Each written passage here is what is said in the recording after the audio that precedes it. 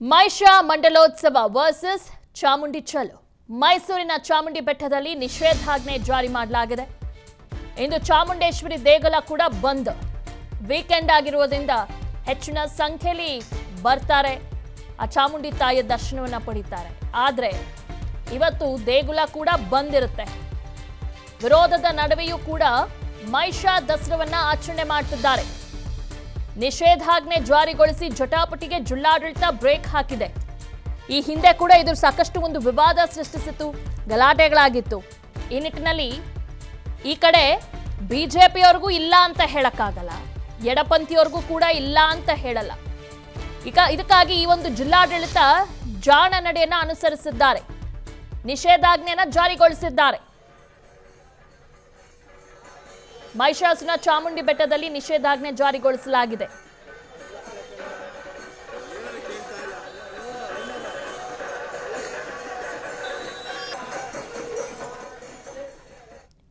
ಚಾಮುಂಡಿ ಬೆಟ್ಟಕ್ಕೆ ಭಕ್ತರು ಸಾರ್ವಜನಿಕರ ಪ್ರವೇಶ ಕೂಡ ಇವತ್ತು ನಿರ್ಬಂಧ ಹೇರಲಾಗಿದೆ.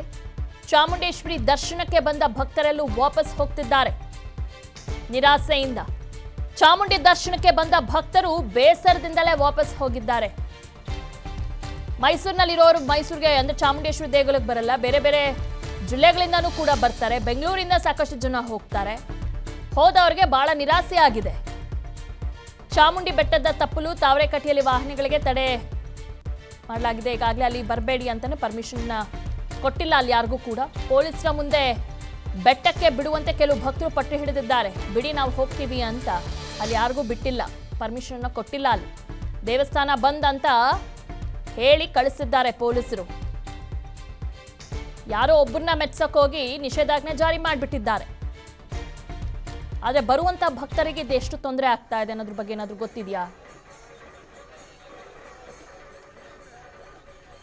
ಓಕೆ, ಎಲ್ಲಾದ್ರ ಬಗ್ಗೆ ಡೀಟೇಲ್ಸ್ ನೀಡ್ತಾರೆ ನಮ್ಮ ಮೈಸೂರು ಪ್ರತಿನಿಧಿ ರಂಗಸ್ವಾಮಿ. ಒಂದು ಪ್ರತ್ಯಕ್ಷ ವರದಿಯನ್ನ ಕೊಟ್ಟಿದ್ದಾರೆ, ಬನ್ನಿ ನೋಡೋಣ. ವಿಶ್ವವಿಖ್ಯಾತ ದಸರಾ ಮಹೋತ್ಸವದ ಹೊಸ್ತಿಲಲ್ಲಿಯೇ ಮಹಿಷ ದಸರಾ ಆಚರಣಾ ಸಮಿತಿಯವರು ಮಹಿಷ ದಸರಾ ಆಚರಣೆಗೆ ಇಂದು ಕರೆಯನ್ನು ಕೊಟ್ಟಿದ್ದಾರೆ. ಈ ಕಾರಣಕ್ಕಾಗಿ ಮೈಸೂರಿನ ಚಾಮುಂಡಿ ಬೆಟ್ಟಕ್ಕೆ ಪ್ರವೇಶವನ್ನ ನಿರ್ಬಂಧಿಸಲಾಗಿದೆ. ಅಂದರೆ ಮೈಸೂರು ನಗರಾದ್ಯಂತ ಚಾಮುಂಡಿ ಬೆಟ್ಟವನ್ನು ಸೇರಿದಂತೆ ನಿಷೇಧಾಜ್ಞೆಯನ್ನು ಜಾರಿ ಮಾಡಲಾಗಿದೆ.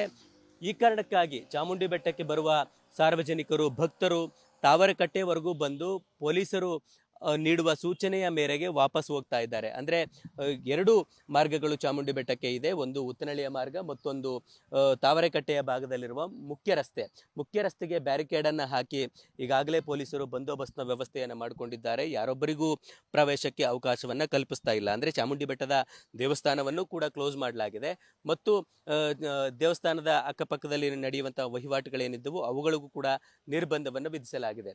ಒಟ್ಟು ಚಾಮುಂಡಿ ಬೆಟ್ಟದ ಆವರಣದಲ್ಲಿರುವ ಮಹಿಷ ಏನು ಪ್ರತಿಮೆ ಇದೆ ಅದಕ್ಕೆ ಮಾಲಾರ್ಪಣೆ ಮಾಡಲಿಕ್ಕಾಗಿ ಮಹಿಷ ದಸರಾ ಆಚರಣಾ ಸಮಿತಿಯವರು ಕೋರಿಕೆಯನ್ನು ಸಲ್ಲಿಸಿದ್ರು ಅಥವಾ ಮನವಿಯನ್ನು ಸಲ್ಲಿಸಿದ್ರು. ಅದಕ್ಕೆ ತಿರಸ್ಕಾರವನ್ನು ಮಾಡಲಾಗಿದೆ ಎಂದಿನಂತೆ.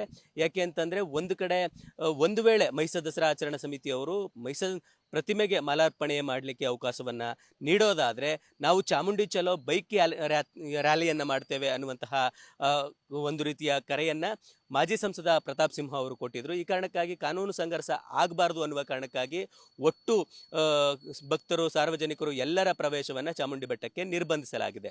ಕೇವಲ ಪುರಭವನದ ಆವರಣದಲ್ಲಿ ಒಂದು ಸಭಾ ಕಾರ್ಯಕ್ರಮವನ್ನು ಮಾಡಿಕೊಳ್ಳಲಿಕ್ಕೆ ಮಾತ್ರ ಮಹಿಷ ದಸರಾ ಆಚರಣಾ ಸಮಿತಿಯವರಿಗೆ ಅವಕಾಶವನ್ನು ಕಲ್ಪಿಸಲಾಗಿದೆ. ಕ್ಯಾಮರಾ ಪರ್ಸನ್ ನಾಗೇಶ್ ಜೊತೆಗೆ ರಂಗಸ್ವಾಮಿ, ವಿಸ್ತಾರ ನ್ಯೂಸ್, ಮೈಸೂರು. ಅನುಕ್ಷಣದ ಸುದ್ದಿಗಳಿಗಾಗಿ ವಿಸ್ತಾರ ನ್ಯೂಸ್ ಯೂಟ್ಯೂಬ್ ಚಾನೆಲ್ ಸಬ್ಸ್ಕ್ರೈಬ್ ಮಾಡಿ. ಹೊಸ ಸುದ್ದಿಗಳ ನೋಟಿಫಿಕೇಶನ್ಗಾಗಿ ಬೆಲ್ ಐಕಾನ್ ಕ್ಲಿಕ್ ಮಾಡಿ. ಲೇಟೆಸ್ಟ್ ಅಪ್ಡೇಟ್ಸ್ಗಾಗಿ www.vistaranews.com ವೆಬ್ಸೈಟ್ಗೆ ವಿಸಿಟ್ ಮಾಡಿ. ಅಂಗೈಯಲ್ಲೇ ಜಗತ್ತಿನ ಸುದ್ದಿ ತಿಳಿಯಲು ವಿಸ್ತಾರ ನ್ಯೂಸ್ ಕನ್ನಡ ಆಪ್ ಡೌನ್ಲೋಡ್ ಮಾಡಿ.